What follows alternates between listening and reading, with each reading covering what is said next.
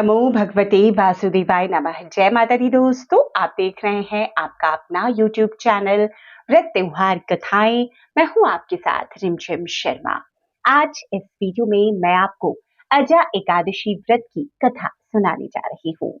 तो सभी व्रती जो अजा एकादशी का व्रत कर रहे हैं और जो अजा एकादशी का व्रत नहीं भी करते हैं, इस कथा के श्रवण मात्र से इस व्रत के पूर्ण फल को प्राप्त कर सकते हैं।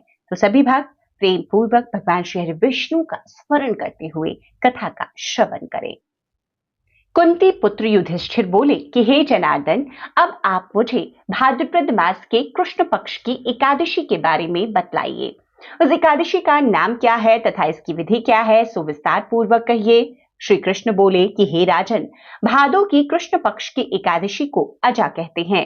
इसके व्रत करने से समस्त पाप नष्ट हो जाते हैं। जो मनुष्य इस दिन भगवान की भक्ति पूर्वक पूजा करते हैं और व्रत करते हैं, उनके समस्त पाप नष्ट हो जाते हैं।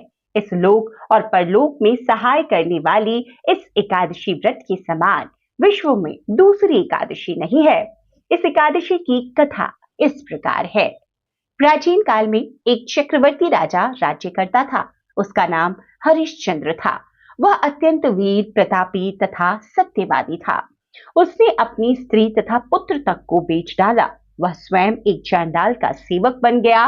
उसने उस चांडाल के यहाँ कफन लेने का काम किया, परंतु उसने इस आपत्ति के काम में भी सत्य को न छोड़ा।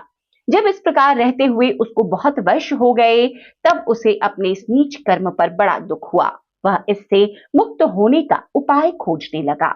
वह उस जगह सदैव इसी चिंता में लगा रहता था कि मैं क्या करूं। एक समय जब वह इस चिंता में चिंतन कर रहा था, तो गौतम ऋषि वहां आए। राजा ने उन्हें देखकर प्रणाम किया और अपनी दुख की कथा सुनाने लगे। महर्षि राजा के दुख से पूर्ण वाक्यों को सुनकर अत्यंत दुखी हुए और राजा से बोले कि हे राजन, भादो के कृष्ण पक्ष में एक एकादशी होती है। इस एकादशी का नाम अजा है। तुम उस अजा एकादशी नामक व्रत का विधि पूर्वक पालन करना तथा रात्रि को जागरण करना। इससे तुम्हारे समस्त पाप नष्ट हो जाएंगे। गौतम ऋषि राजा से इस प्रकार कहकर अंतर्ध्यान हो गए।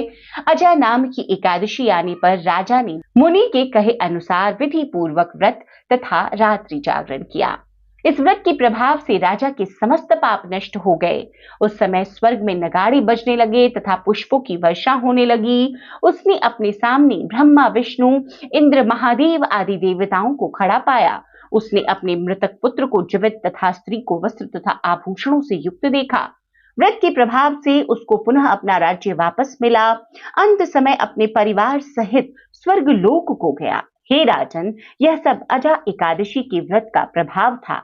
जो मनुष्य इस व्रत को विधि विधान पूर्वक करते हैं तथा रात्रि जागरण करते हैं, उनके समस्त पाप नष्ट हो जाते हैं और अंत समय में स्वर्ग को जाते हैं। इस एकादशी की कथा के श्रवण मात्र से ही अश्वमेध यज्ञ का फल प्राप्त हो जाता है। तो इस प्रकार अजा एकादशी व्रत की कथा यहाँ पर संपन्न होती है।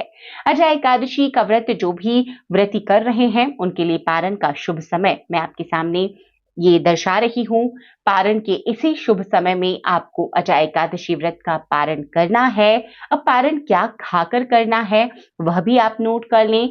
अजा एकादशी व्रत जो कि भाद्रपद मास के कृष्ण पक्ष की एकादशी है, पेठा खाकर आप इस व्रत का पारण करेंगे संपूर्ण फलों की प्राप्ति के लिए। तो अजा एकादशी के व्रत में ये सभी चीजें जो बहुत ही महत्वपूर्ण है, मैंने आपके साथ शेयर कर दी इस वीडियो में। कथा के साथ साथ पारण का शुभ मुहूर्त और व्रत आपको क्या खाकर खोलना है, यह भी जानकारी अब प्राप्त हो गई है। उम्मीद करती हूँ यह सभी जानकारियां आपके लिए उपयोगी हो। वीडियो अगर पसंद आया हो तो लाइक कीजिएगा। इसी तरह की संपूर्ण पूजा पाठ, व्रत त्योहारों की विधि, जानकारी, कथा, कहानियों के लिए चैनल को सब्सक्राइब भी जरूर कर लें। वीडियो देखने के लिए बहुत बहुत शुक्रिया। जय श्री हरि विष्णु।